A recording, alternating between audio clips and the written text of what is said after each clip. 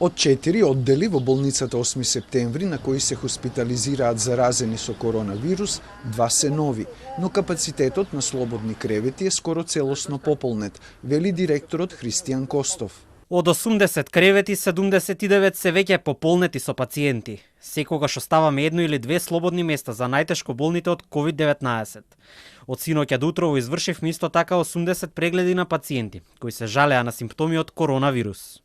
Иако не почнал официјално да работи како нов ковид центар на Институтот за белодробни заболувања и туберкулоза, од почетокот на викендот се примени првите заболени од коронавирус.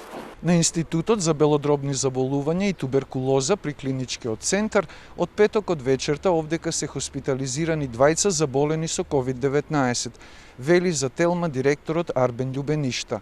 Според него, тие ќе почнат да функционираат официјално како ковид центар, откако со помош на Министерството за здравство ќе добијат помош за повеќе кислородни концентратори, зашто засега за потребите на заболените од ковид располагаат со 10 вакви апарати. Сончевиот неделен ден граѓаните го искористија за прошетки и престои во градскиот парк. Главнината од нив носи заштитни маски, но има и поединци кои не ја почитуваат оваа мерка, па полицијата која ја затекнавме на терен изрекува казни. Веројатно ќе не спаси, јас носам им покрета што сум на отворено. Доколку има гужва, доколку не може да се одржува дистанца, веројатно е пожелно да се носи. Што обрзо си ја чувам прво за себе, а после за сите други. Еве и внуката носи маска. Тоа е, само треба да бидеме дисциплинирани. Ако сме дисциплинирани, ќе биде се окей.